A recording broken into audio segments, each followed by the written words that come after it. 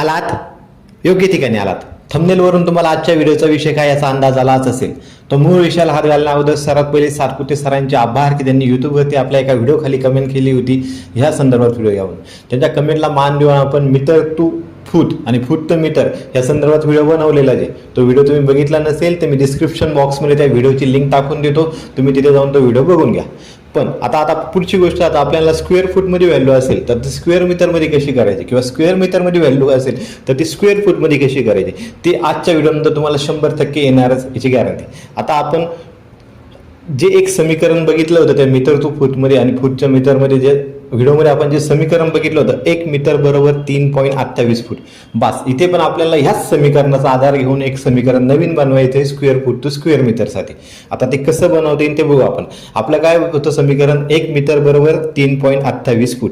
आता आपल्याला काय पाहिजे नाही, इथे मीटर नाही पाहिजे, आपल्याला इथे स्क्वेअर मीटर पाहिजे नाही, म्हणजे मीटर दोनदा पाहिजे नाही.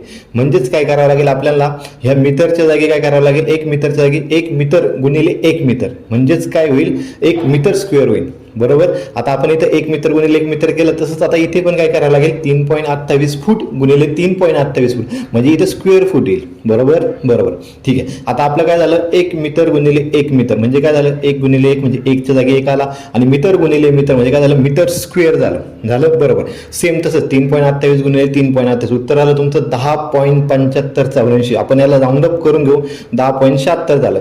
फूट गुणिले फूट म्हणजेच काय झालं स्क्वेअर फूट किंवा फूट वर्गही झालं.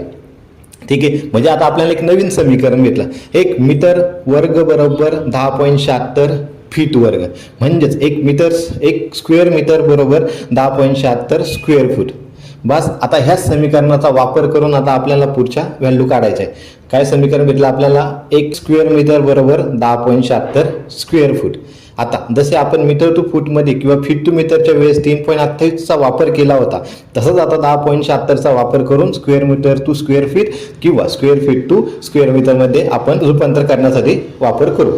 आता आपल्याकडे समजा एक स्क्वेअर मीटरची व्हॅल्यू असेल, त्याला गुणिले 10.76 करायचं, उत्तर काय येईल मग तुमचं स्क्वेअर फूटमध्ये येईल. आता वरच्याच आपण याचा आधार घेऊन, आणि आपल्याकडे जर स्क्वेअर फूटची व्हॅल्यू असेल त्याला भागिले 10.76 करायचं, उत्तर काय येईल तुमचं स्क्वेअर मीटरमध्ये येईल. ठीक आहे. आता आपण एक उदाहरण घेऊ. समजा आता आपल्याकडे 10 स्क्वेअर मीटर आहे, ते 10 स्क्वेअर मीटर आपल्याला कशात करायचंय, आता स्क्वेअर फूटमध्ये करायचंय. मग काय करावं लागेल, 10 स्क्वेअर मीटर गुणिले 10.76, उत्तर जे येईल तुमचं किती उत्तर आलं 107.6 स्क्वेअर फूट.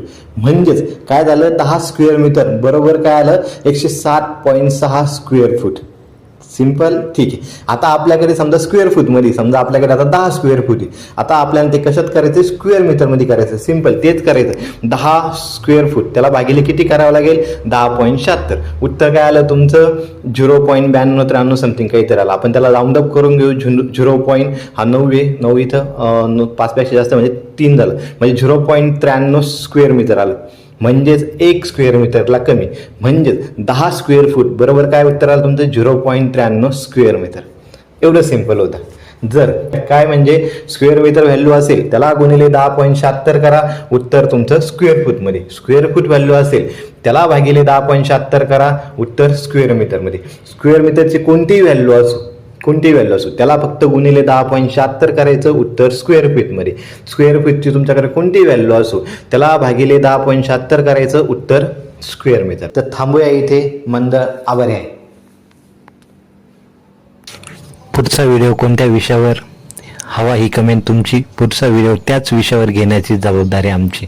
तुम्ही इथपर्यंत थांबला होता म्हणजे हा व्हिडिओ तुमच्या फायद्याचा तयार झाला, यात ते मात्र शंका नाही. एक आपुलकीचा प्रश्न, कमेंट केली का? केली नसेल तर लगेच कमेंट करा की पुढचा व्हिडिओ तुम्हाला कोणत्या विषयावर हवा ते.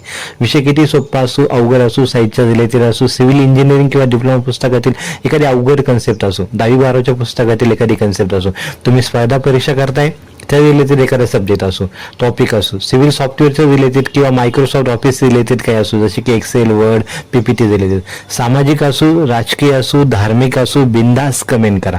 पुढचा व्हिडिओ आपण तोच घेण्याचा प्रयत्न करू. बॉस टेन्शन मत लो, बिंदास कमेंट करो.